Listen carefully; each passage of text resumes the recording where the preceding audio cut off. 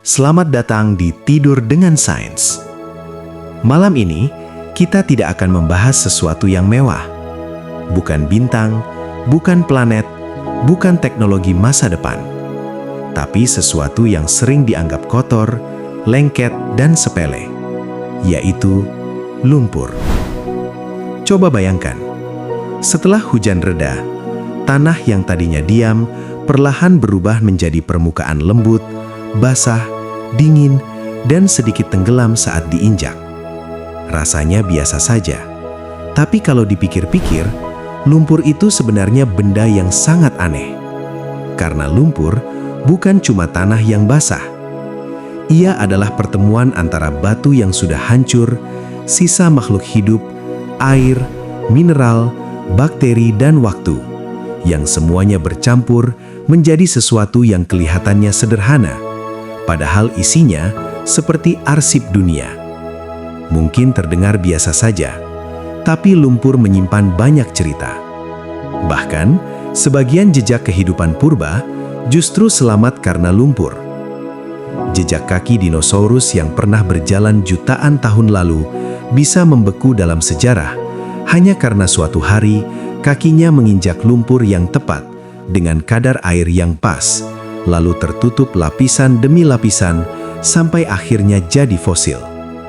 Jadi bisa dibilang, lumpur pernah menjadi semacam mesin fotokopi alam. Ia menyalin jejak, lalu menyimpannya sangat lama.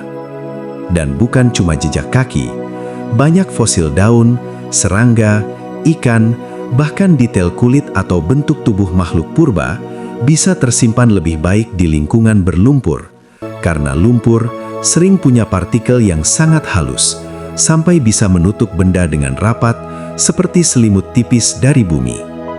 Aneh ya?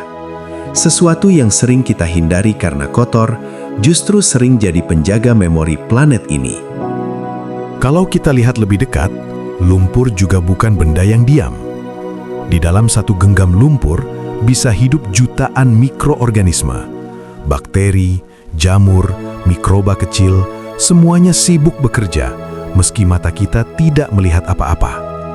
Mereka mengurai daun yang jatuh, akar yang mati, sisa makhluk hidup, lalu mengubahnya jadi nutrisi. Artinya, di bawah kaki kita, lumpur sebenarnya seperti kota yang sangat ramai. Hanya saja, seluruh penghuninya terlalu kecil untuk terlihat. Dan ada hal yang lebih mind-blowing lagi. Bau khas tanah setelah hujan, yang sering bikin hati tenang itu, sebagian berasal dari senyawa yang dihasilkan mikroba tanah. Namanya geosmin. Jadi aroma yang terasa adem, segar, dan entah kenapa menenangkan itu, bukan sekedar bau air hujan, tapi hasil kerja makhluk-makhluk mikroskopis yang sudah lama tinggal di tanah. Lucunya, hidung manusia sangat sensitif terhadap geosmin. Kita bisa mencium senyawa ini dalam jumlah yang sangat kecil. Seolah-olah, tubuh kita memang dirancang untuk mengenali tanah yang baru hidup kembali setelah hujan. Dan lumpur juga punya sifat yang cukup unik.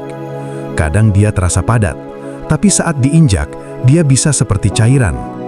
Kadang dia diam, tapi saat diguncang, dia berubah perilaku. Ini karena lumpur bukan benda sederhana. Ia campuran padatan dan air, yang perilakunya bisa berubah tergantung tekanan, getaran, dan komposisinya. Makanya, ada lumpur yang lembut seperti krim, ada yang berat seperti semen, ada yang licin seperti sabun, dan ada juga yang bisa menelan benda perlahan. Yang paling menarik, di beberapa tempat di bumi, lumpur bahkan bisa mendidih. Bukan karena api dapur, tapi karena panas dari dalam bumi. Ada yang disebut mud volcano atau gunung lumpur. Ia bisa menyemburkan lumpur, gas, dan mineral dari bawah tanah. Jadi, ternyata bumi tidak selalu berbicara lewat lava. Kadang, ia berbicara lewat lumpur. Dan kalau dipikir lebih jauh, banyak tempat subur di dunia awalnya juga dibentuk dari lumpur.